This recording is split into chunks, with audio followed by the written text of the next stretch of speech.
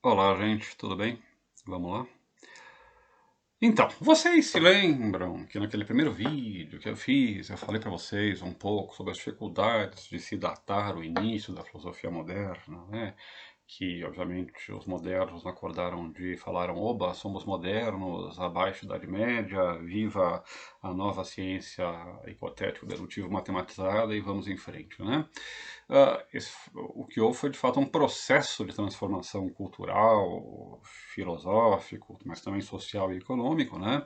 Que resultou nisso que a gente chama de filosofia moderna e também nos seus correlatos, né? Como a gente vê a modernidade histórica e assim por diante. Tá? Então, o que eu quero fazer aqui hoje, nesse módulozinho aqui, eu vou fazer vídeos mais curtos, né? Que podem então se articular um com os outros, um explicar o outro, um complementar o outro, né?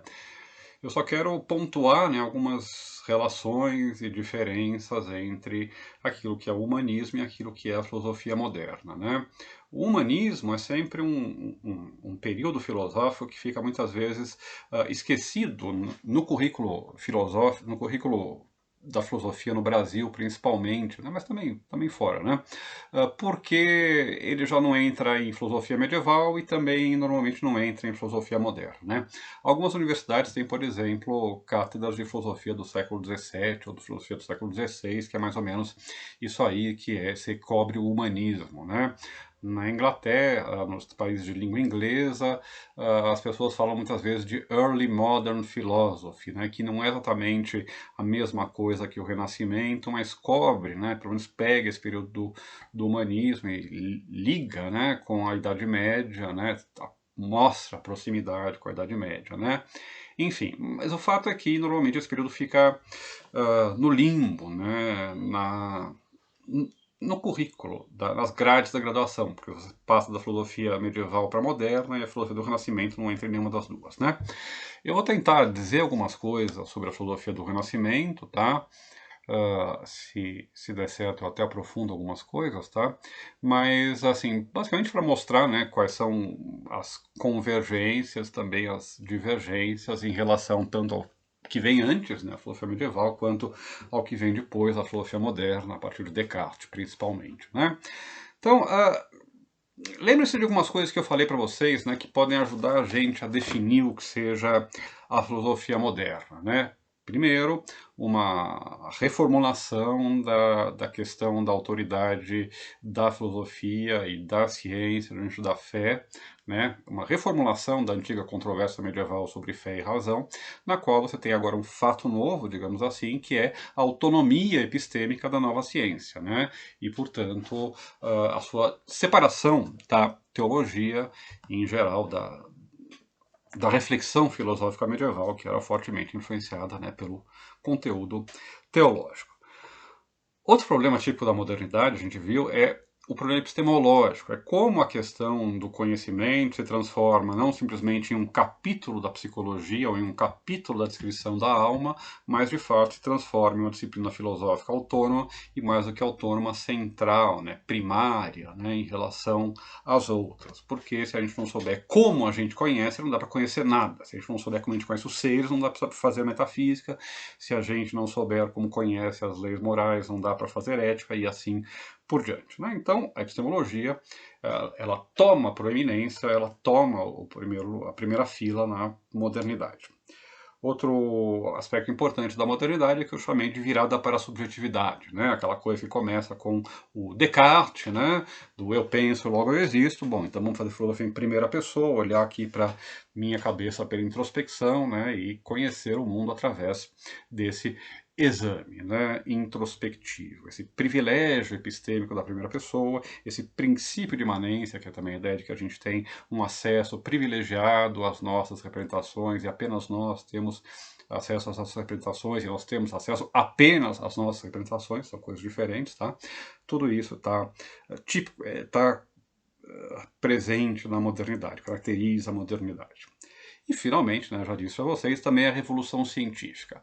Agora, se a gente pegar esses elementos, né, novo papel para a filosofia e para a ciência, proeminência da reflexão epistemológica, virada para a subjetividade, revolução científica, uma nova ciência da natureza, de uma forma ou de outra a gente já encontra esses elementos prefigurados, muitas vezes anunciados, muitas vezes já bastante desenvolvidos até, nos filósofos do Renascimento. Os filósofos do Renascimento questionam a autoridade da ciência, perdão, a autoridade da igreja e o papel da filosofia e da ciência. Todas as disputas entre averroístas e alexandrinistas, ou entre platônicos e aristotélicos no começo do Renascimento, é basicamente uma discussão sobre qual é o autoritário da filosofia diante da teologia, diante dos outros tipos de conhecimento. Então, isso já está presente. A virada para a subjetividade, né, também, de uma certa forma, está presente ou prefigurada, por exemplo, na ideia de indivíduo, que é central no Renascimento, né, que surge. Muitas vezes vão falar que a ideia de indivíduo moderno nasce no Renascimento, nasce em Florença, né, e a gente vai se referir a esse republicanismo florentino como sendo o momento de surgimento do indivíduo moderno, né?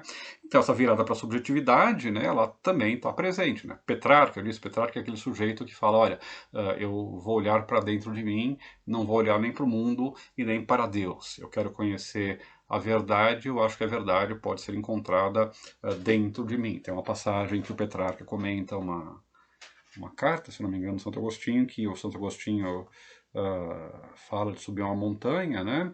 E ele fala, parafraseia o Santo Agostinho e fala, olha, eu subi a montanha, né, procurando aquela visão, né, para ver o mundo, né? Você está mais alto e vê o mundo melhor, né? Você está mais no céu, está mais próximo de Deus, né? Mas não teve a iluminação, né? Ele descobriu que a verdade estava, para usar a expressão do Agostinho, no íntimo do íntimo, né? No coração e assim por diante, né? Então, obviamente, o desenvolvimento da literatura, a explosão da poesia, das artes no século XVI, século XV, né, até no século XIV, já no finalzinho do século XIV, assim, é uma expressão de subjetividade, de individualidade, de um modo que a gente não encontra antes na Idade Média, né? Bom, e finalmente a Revolução Científica, né, embora a Revolução Científica ela ela seja associada mais com o século XVII, né, Descartes, Galileu, 1620, 1630, lá, né, ela começa em 1543, uma data bastante boa, que é a publicação do Copérnico da Revolução dos Órbes Celestes, né, que é em pleno Renascimento, né, 1543. E se a gente olhar, né, tem, obviamente, uma investigação sobre a natureza que é diferente daquela que era feita antes, né? Ela passa, inclusive, pela mágica, a gente vai ver, pela magia natural, né? Mas, enfim, por uma teoria mística da relação entre microcosmos, o mundo, nós, os seres vivos, e o macrocosmos divino do universo, e assim por diante. Bom, há um interesse renovado pela natureza que não existia, pelo menos com essa intensidade, durante a Idade Média, que marca o começo do Renascimento, né? Peguem o Leonardo da Vinci. O Leonardo da Vinci é uma figura típica, né? E, assim, vocês vão ver que ele tem essa curiosidade pela natureza, né? Pela empiria, né, pela observação e pela experiência, né, tem cadernos e mais cadernos de desenhos dele, do que ele observa, né, isso é uma atitude diferente daquela que a gente tinha na Idade Média, que se ainda não é a filosofia moderna, a ciência moderna, pelo menos prefigura, anuncia essa ciência moderna, tá? Agora, também tem algumas coisas que são diferentes, né? Tem doutrinas que se desenvolvem tipicamente na modernidade e nem tanto no Renascimento, né? Por exemplo, a teoria das faculdades, dividir o homem em razão, sensibilidade, vontade e assim por diante, na imaginação. Isso aí é uma coisa que os modernos sistematizam. Outra coisa que existe que não é tão presente nos filósofos do Renascimento é a ênfase no atomismo mental, na centralidade das representações, né, e assim por diante, que não está presente ainda, né? E de fato, se a gente olhar o Renascimento, é um período de muitos conflitos, de muitas tensões, né? A gente sempre tem, digamos assim, correntes ou tendências diferentes que se unem, né? A gente tem uma tendência idealista, né? Porque, enfim, que se desenvolve no Renascimento, né? Uma tendência subjetivista, enfim, que vai depois ser desenvolvida na modernidade, mas a gente também tem a outra tendência que também será desenvolvida na modernidade, que é a tendência empirista, observacional, né, de buscar os fatos, né? A primeira implica trabalhar do ponto de vista da liberdade humana, a segunda implica trabalhar do ponto de vista de um determinismo da natureza, né? Então essas duas tendências, essa tensão, né, entre dois elementos diferentes está presente já no Renascimento, tá? Agora, outra coisa, né, que é importante, né, é lembrar daquilo que eu já falei antes, né, que essas coisas não são rígidas, né? Não são, as fronteiras não são claramente estabelecidas, né? E sempre que há uma novidade, essa novidade se constrói a partir de algo que havia antes. Aquilo que eu chamo sempre de a dialética entre tradição e ruptura, entre novidade e conservação, né? Isso está presente sempre em qualquer momento da história da filosofia. Então a gente tem no Renascimento, assim como na modernidade, a persistência, né, de vocabulários e problemas herdados dos medievais, né? Ao qual se acrescentam, aos quais se acrescenta, então, também um vocabulário tipicamente moderno, né, que não é mais o da Idade Média. É o período no qual justamente esse novo vocabulário está se formando. Inclusive, é o período que a gente começa a ver os primeiros textos aparecerem em língua vernácula, né? A gente normalmente identifica a filosofia em língua vernácula, né, não em latim ou grego, mas em francês, catalão, italiano, sei lá, florentino, né? E assim por diante, com o Descartes, com o Hobbes, mas já vem antes, né? Já tem autores antes que escrevem, né?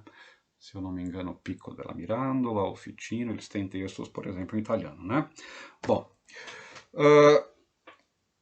agora vamos parar um pouco e tentar, eu vou tentar explicar algumas coisinhas, né? Talvez vocês não saibam, talvez esteja indo muito para frente aqui, tá? Vamos tentar entender um pouco o que está em questão aí. Primeiro, o Renascimento, né? Quando a gente fala de Renascimento, vocês vão me ver falando de Renascimento e de humanismo, tá? Às vezes eu vou usá-los como sinônimo, mas eles não são sinônimos, né? O Renascimento é um termo mais amplo, do qual o humanismo é uma corrente ou um aspecto. Mas em filosofia, muitas vezes, quando a gente vai falando do humanismo, a gente está falando do Renascimento e vice-versa, tá? Mas são coisas diferentes. Bom, mas então, o Renascimento é o quê? O que está renascendo? O que é o renascimento de quê? Bom, primeiro, percebam que a ideia de renascimento ela não é nova no Ocidente, né? Sempre a gente tem, estamos recuperando alguma sabedoria perdida que estava lá e ninguém mais dava bola e a gente está trazendo ela de volta, né? Isso seja o Platão com os conhecimentos órficos lá no século IV, né? Seja os místicos patrísticos lá, né, da patrística inicial, seja também, por exemplo, também os modernos, né. Então, quando a gente fala em renascimento, a gente... e tem, obviamente, o renascimento carolíngio, né, lá no final do primeiro milênio, né, que, enfim, que já tem, onde já havia esse retorno, né, esse ressurgimento de algo. Renascimento de quê? Bom, renascimento, vocês devem saber, da cultura clássica grega e latina. Ué, professor, mas como assim o renascimento da cultura clássica grega e latina? Eu aprendi na aula de medieval, né, que os medievais passaram basicamente o tempo todo comentando, né, os textos dos gregos, influenciados pelos gregos, né, e no final, inclusive, já apareceu lá o Aristóteles, traduziram, o Morbeck, o Aquino traduziram o Aristóteles. Como é que eles não estavam dando bola para os gregos? Como é que tinha desaparecido? Bom, eles davam bola para Platão um pouco, né? Aliás, Platão na Idade Média quase não existia, né? Mas para os neoplatônicos, né? Tinha a tradução do Timeu feita pelo Calcídio e não muito mais, né? Mas enfim, os neoplatônicos estavam presentes, tinha o Aristóteles, mas primeiro, os textos que eram lidos do Aristóteles eram alguns textos do cânone aristotélico, não todos. Segundo, o que estava faltando aí eram todos os outros autores e filósofos latinos, por exemplo, estoicos, epicuristas, cínicos e assim por diante, né? E também, por exemplo, textos menos lidos do próprio Aristóteles ou do próprio Platão, né? Por exemplo, a retórica, que não era muito lida, que não tinha sido lida nesse primeiro momento de ressurgimento, de tradução do Aristóteles, né, vindo dos árabes. Então, a ideia de renascimento não é uma coisa antiga, né? Mesmo no século XII, né, lá com a escola de Chartres, João de Salisbury e tal, a gente tem outro período que é chamado de Renascimento, né? Então a gente tem vários renascimentos ao longo da história, né? Então, que data? De onde a gente está falando? Século XIII a século XIV, né? Enfim, 1400 a 1500, 1350, 1450, 1550, assim, mais ou menos esse período, né? E aí chegando, né? Começa século XIII, século XIV, chega até o século XVI, até mesmo o século XVII, né?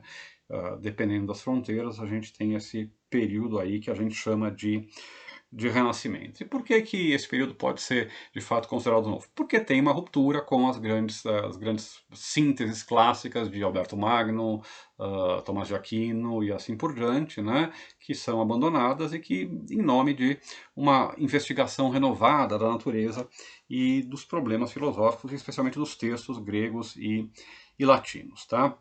Outra coisa, então, que é recuperada, e por isso o Renascimento não é só um movimento filosófico, né, mas ele é mais amplo, é cultural, artístico, são os textos, primeiro, da literatura latina, poesia, né, Ovídio, Juvenal, Marcial, enfim, todos esses, né, Virgílio e assim por diante, Plauto, o teatro, enfim, toda a literatura grega e latina que tinha sido mais ou menos esquecida, ela é recuperada, né, e e a gente tem então esse período no qual o saber medieval já não vale mais e não existe um saber, um paradigma moderno ainda que foi colocado no lugar com a Revolução Científica, com a nova filosofia. Então é um período assim de muita efervescência, de muitas coisas diferentes, porque é justamente o período no qual você tem, digamos assim, os laços estão soltos, né? As pessoas têm mais liberdade para procurar novos caminhos, porque a autoridade da igreja está enfraquecida e a autoridade da nova ciência ainda não foi estabelecida, né? Então é um período de busca, um período de renovação, e assim, se vocês forem ver, tem as coisas mais malucas e mais estranhas no Renascimento. É um período muito interessante de ser estudado, tá certo? Bom, eu vou ficar por aqui, nessa pontuação das diferenças entre o Renascimento e a filosofia moderna, e vou, na próxima aula, elencar um pouco mais, de modo mais sistemático, tá? Justamente esses pontos característicos do Renascimento, e falar para vocês de um ou outro autor, tá? Vala, o Zabarella, né, que é importante, falar um pouco, pegar dois ou três, Jordano Bruno, Miranda, Ficino, assim, fazer um brevíssimo sobrevoo para que vocês tenham uma ideia. E quando a gente então for entrar no Descartes, for entrar na Revolução Científica, tenham esse material fresco na mente de vocês, ok? Então tá, boa noite, boa tarde, bom dia. Até a próxima. Deixa eu apagar aqui, tchau.